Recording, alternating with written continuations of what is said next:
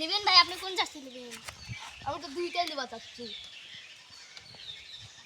এই দুইটা মিলে দাম কত হচ্ছে? 1000। ভাই না, এটা আপনি ফ্রি দেন, যান দিয়া যান।